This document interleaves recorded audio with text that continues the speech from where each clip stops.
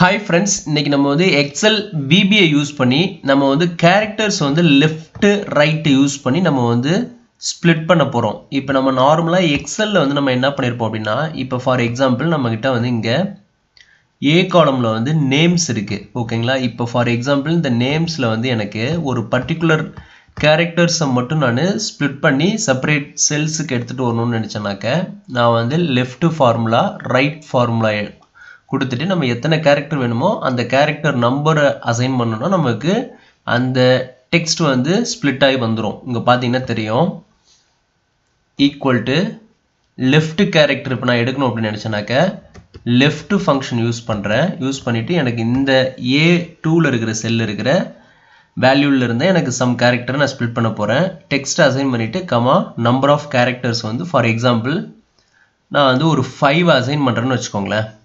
5 assign பண்ணிட்டு நான் enter கொடுக்கிறேன். இப்போ எனக்கு பாத்தீங்கன்னா லெஃப்ட்ல இருந்து அதாவது beginningல இருந்து எனக்கு 5 character வந்து ஸ்ப்ளிட் பண்ணி எடுத்து வந்திருக்கும். இப்போ இங்க வந்து நான் என்ன பண்ணலாம் ரைட் ஃபார்முலா யூஸ் பண்ணிட்டு அதே டெக்ஸ்ட்டை வந்து நான் அசைன் பண்றேன். அதுல வந்து எனக்கு ஒரு 5 character எனக்கு வந்து வேணும். ஓகேங்களா?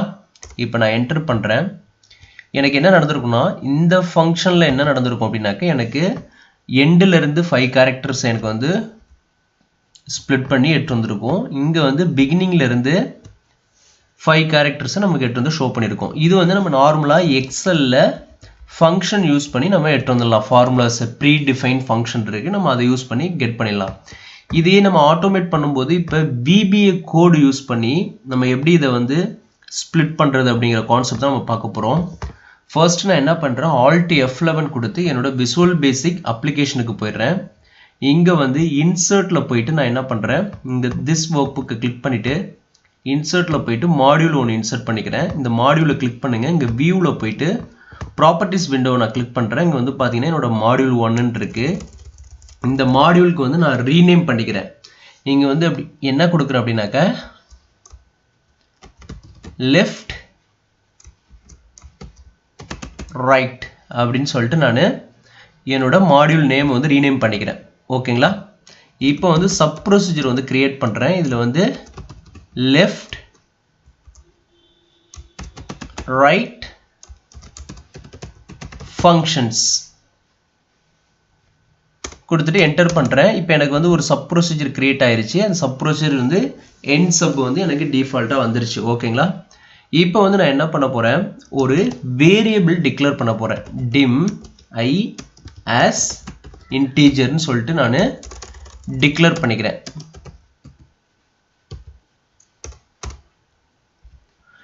இப்போ ஒரு வேரியபிள் வந்து integer data typeல வந்து நான் டிக்ளேர் பண்ணிட்டேன். இப்போ வந்து நான் for loop யூஸ் பண்றேன். for loop யூஸ் பண்ண நான் எதுக்காகன்னு சொல்றேன் for I equal to இங்க வந்து எக்ஸல்ல பாத்துக்கோங்க 2 to 10 நான் அசைன் பண்றேன். 2 to 10 அசைன் பண்றேன். இது எதுக்காகனா எனக்கு வந்து இந்த I ன்றது வந்து row ரெஃபர் பண்ணுது. சோ இந்த I வந்து 2 to 10 எதுக்காக கொடுத்திருக்கேன்னா எனக்கு செகண்ட் ரோல இருந்து தான் எனக்கு நேம் ஸ்டார்ட் ஆகுது. சோ எனக்கு இங்க இருந்து ஸ்டார்ட் ஆகி up to 10 வரைக்கும் இங்க இருக்கு நேம். சோ 2 to 10 நான் அசைன் பண்ணிக்கிறேன். for I equal to 2 to 10 assign பண்ணிட்டு இப்போ வந்து நான் என்ன பண்றேன் cells இந்த விண்டோ வந்து மினிமைஸ் பண்ணிக்கோங்க. உங்களுக்கு எக்ஸலும் விசிபிலிட்டில இருந்துனா நீங்க ஈஸியா வந்து அண்டர்ஸ்டாண்ட் பண்ணிக்கலாம். ஓகேங்களா? இத நான் வந்து உங்களுக்கு விசிபிள் இருக்கிற மாதிரி வச்சு நம்ம கோட் என்டர் பண்ணலாம். இப்போ வந்து cells I, 2 dot value equal to இப்போ இந்த cells I, 2ன்றது என்ன அப்படினாக்க cells ஓபன் பிராக்கெட்ல வந்து இங்க நம்ம first I ன்றது வந்து row ரெஃபர் பண்ணும். 2ன்றது காலம் ரெஃபர் பண்ணும்.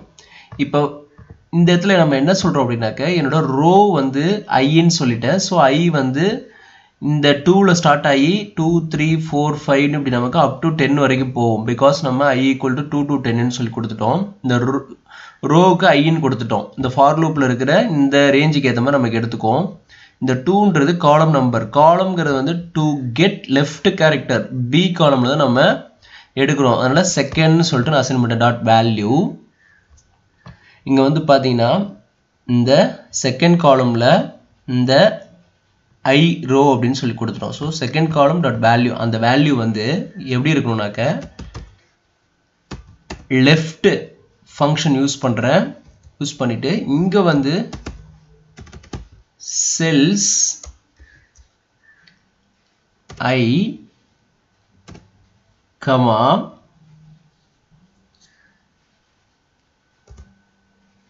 ஒன் டாட் வேல்யூ கமா 5 கொடுக்குறேன். ஓகேங்களா? இப்போ இதில் என்ன சொல்லியிருக்கோம் அப்படின்னாக்க இந்த செகண்ட் காலமில் இருக்கிற இந்த கேரக்டர்ஸ் இந்த வேல்யூவு இதில் வர்ற value equal to left cell I comma 1. இப்போ காலம் நம்பர் இங்கே வந்து பார்த்தீங்கன்னா ஐங்கிறது ரோவை ரெஃபர் பண்ணும், காலம் 1ன்றது வந்து இந்த ஏ காலம். இதில் இருக்கிற வேல்யூவில் டாட் வேல்யூ கமா 5ன்னு சொல்லி கொடுத்துட்டேன். இந்த காலமில் இருக்கிற கேரக்டரில் லெஃப்டில் இருக்கிற 5 கேரக்டர் எடுத்து வந்து எனக்கு இங்கே டிஸ்பிளே பண்ணணும். ஓகேங்களா? ஈக்குவல் பண்ணியிருக்கோம். ஸோ இப்போ நம்ம கொடுத்துட்டோம். இப்போ நம்ம என்ன பண்ண போகிறோம் அப்படின்னாக்க இதை எக்ஸிக்யூட் பண்ண போகிறோம். அதுக்கு முன்னாடி நம்ம என்ன பண்ணுறோம், இங்கே ஃபார் லூப்பை வந்து நெக்ஸ்ட் கொடுத்துக்கிறோம். நெக்ஸ்ட் ஐ எதுக்காகனா நம்ம லூப் வந்து ரொட்டேட் ஆகணும் அப் டு 10 டைம்ஸ். 10 வரைக்கும் நமக்கு ரொட்டேட் ஆகும். 2ல் ஸ்டார்ட் ஆகி 10 வரைக்கும். இப்போ நம்ம F8 ப்ரெஸ் பண்ணுறோம். ஸ்டெப் பை ஸ்டெப்பாக F8 ப்ரெஸ் பண்ண நமக்கு இப்போ நெக்ஸ்ட் ஐலேருந்து அகைன் வந்து லூப்புக்கு போகுது. அகைன் வந்து லூப்புக்கு இப்படியே ரன் ஆகிட்டு F8 நான் ப்ரெஸ் பண்ணிக்கிட்டே இருக்கிறேன். நீங்கள் வந்து இங்கே ஸ்டெப் இன் 2ன்னு இருக்கும், அதையும் நீங்கள் ப்ரெஸ் பண்ணிக்கலாம். நீங்கள் F8 ப்ரெஸ் பண்ணுங்க. ப்ரெஸ் பண்ணி இப்போ எனக்கு லூப் வந்து ஒரு ஸ்டேஜில் வந்து எக்ஸிட் ஆகிடும். ஓகேங்களா?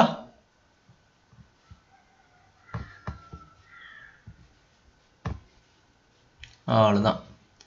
ஸோ லூப் வந்து எக்ஸிட் ஆகி நமக்கு இங்கே ரிசல்ட் வந்து இங்கே கெட் பண்ணிடுச்சு.